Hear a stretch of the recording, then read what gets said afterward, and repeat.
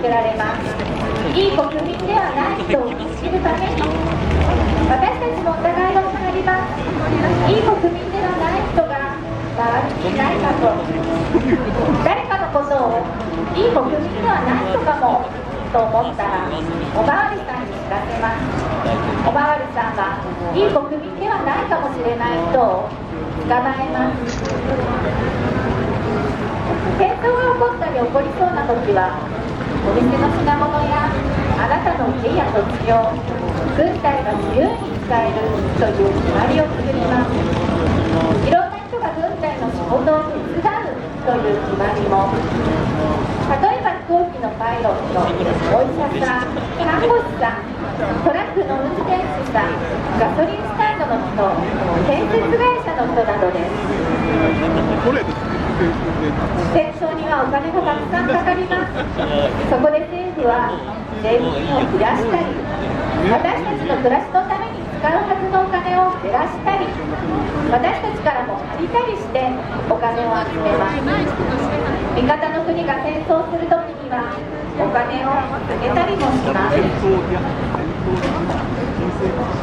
私たちの国の憲法は戦争しないと決めています。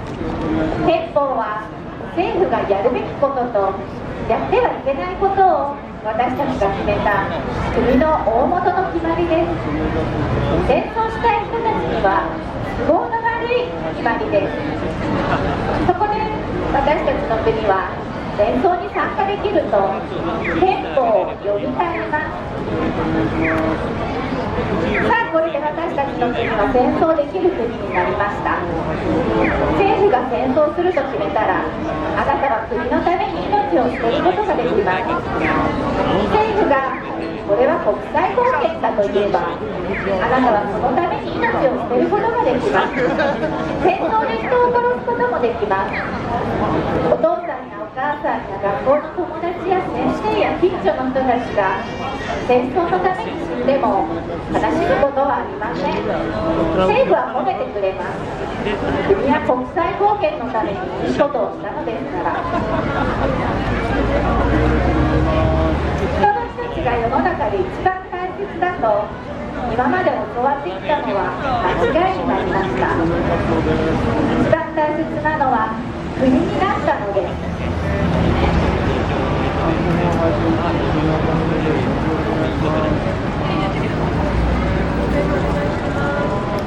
もしあなたがそんなのは嫌だと思ったらお願いがあります。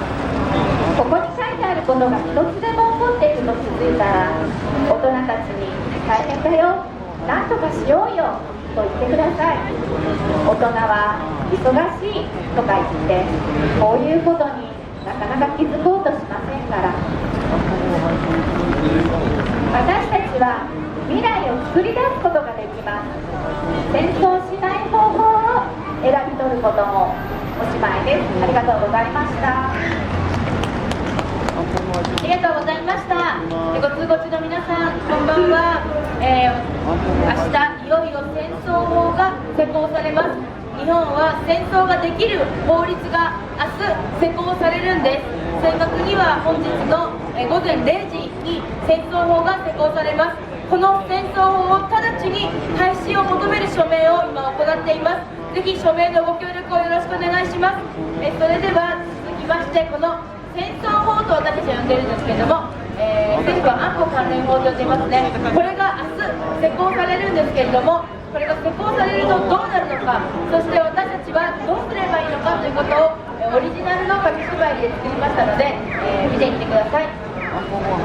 い、それでは引き続きやろうと思います。安保関連法、これからどうなるのというオリジナル紙芝居です。多くの人たちが安保関連法、戦争法に反対する中、去年の参議院で9月19日に強行採決されたことを皆さん覚えていらっしゃいますでしょうか。この写真はその強行採決直前の8月30日の写真で、国会前に12万人、なんと全国1000カ所以上で安保法に反対のアクションが行われたんです。この左側の地図の赤いところ、これが去年の8月30日に全国で斉に行われた反対運動の場所なんです。Google マップにクリックしましたばっかですね。今現在も安倍さんはすぐ国民は忘れるだろう、餅を食ったら忘れるだろうなんて言ってましたけれども、とんでもない。世代や立場の違いを超えて連日デモや集会、このような街頭宣言などが全国各地で行われています。ぜひインターネットでデモがデモ情報など検索してみてください。このようなサイトが検索で引っかかると思います。今も全国でいろんな人たちがこの安保法に反対して行動を起こしています。野田と前原って言って、前原を見てもらわないかって前原これは強行される直後の、労働通信、毎日新聞、朝日新聞、読売新聞の世論調査です。どこの調査でも見ていただくと分かりますけれども、審議や議論が尽くされていない、説明ができない、そこ採決は良くなかった、そんな声が大半です。それにしただけそもそもこの法律は成立したのでしょうか。特別委員会の規則というものがあるんですけれども、これに関して司法公聴会の報告もありませんでした。そして採決の時、こんなもめっちゃの状態で賛成の人は起立してくださいとか挙手してくださいなんていうふうに行われたようには私にはとても見えません。皆さんどうですか。こんなにもみくちゃな状態で強行採決された。安倍総理はよく言ってましたよね。国民の皆様に丁寧に説明をしていくと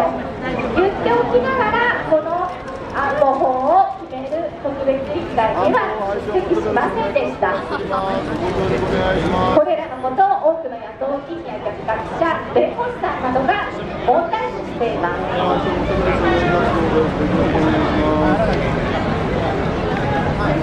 憲法学者が共同で、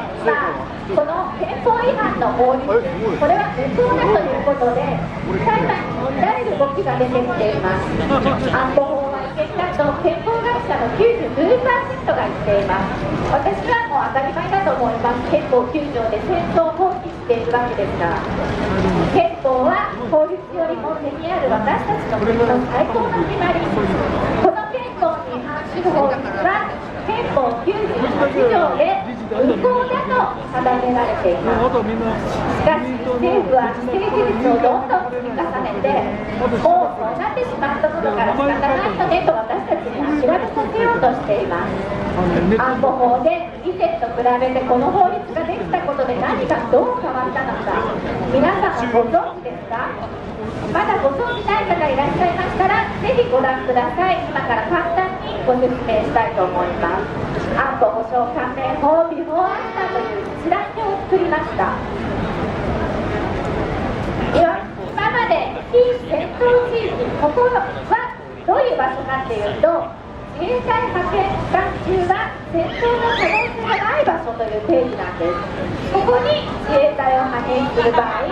その都度国会で法律を作って承認を得ていました。それを今現在戦闘がされていない場所、これがもしかしたら近々戦闘が行われるかもしれない場所も作っています。ここに国会を通さず、しかも高級法ですから、いつでも派兵できるようにこの法律でなってしまいました。そして今まで自衛隊は国連の平和維持活動、これのみに参加してきたのを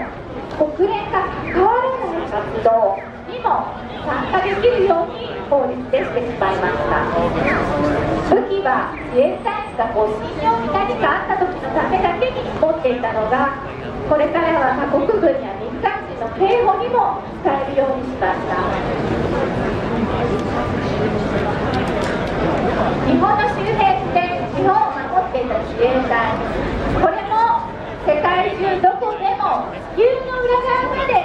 出ていけるように安保法で変えてしまいました。日本を日本の周りだけで守っていた自衛隊が日本とは全然関係のない地球の裏側の地域まで出かけていくことになりました。今まで支援するといっても水や食料、燃料という救援物資に限られていたのが、これからは弾薬などの兵士や兵士などの軍事物資も運べるようになってしまうわけです。これからって私言ってますけれども、明日からですからね。明日からそういうことができるようになる法律を使えるようにするわけですから、人道支援を今までやってきたのに、これからは軍事支援という大転換、これが明日からできるようになるわけです。後方支援という言葉、皆さんよく聞きましたよね。後方支援っていうと、なんか戦闘から離れて後ろの方だから危なくないっていう、そんなイメージをちょっと言葉の感じから思ってしまうんですけれども、これよく調べてみると、後方支援っていうのは実はかなり危険なんです。なぜかというと、弾薬や兵士を運んでいるから。そりゃそうですよね。敵にしてみたら弾薬や兵士を運んでいるところを叩けば戦闘に有利になるわけですから、そこは狙われる、標的にされる。後方支援というのは非常に危険な行為なんです。言葉とは裏腹ですね。そして集団的自衛権、これ自民党政権が長年行使できない、憲法9条の下では行使できないと言い続けてきたのに、安倍政権になってコロッと解釈を変えてしまいました。行使できると。今まで私たちは平和憲法の下、武力、戦争で紛争を解決するようなことはしないと、そういう憲法があったのに、それに反する法律を安倍政権は使えるようにしてしまったわけです。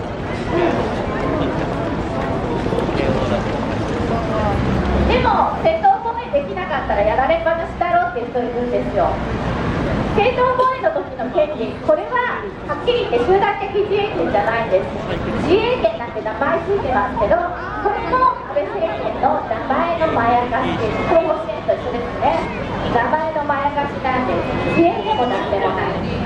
正当防衛の時に行使する権利っていうのは個別的自衛権というものなんです。これはもうすでに日本は持っています。しかもそれを70年以上使ってこなかったわけです。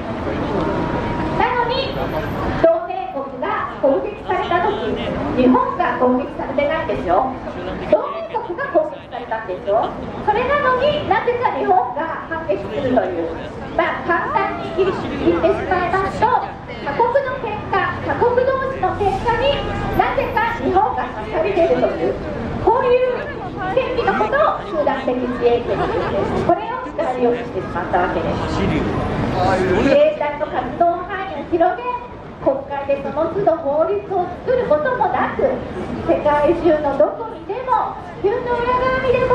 いつでも自衛隊を派兵し、他国軍と一緒に戦争できる法律、これがアーム法制の正体です。だから私たちは戦争できる法律だから安全保障でも何でもない、戦争できる法律だというふうに呼んでいるわけです。だってそれが中身と一番ぴったりくる呼び方だからです。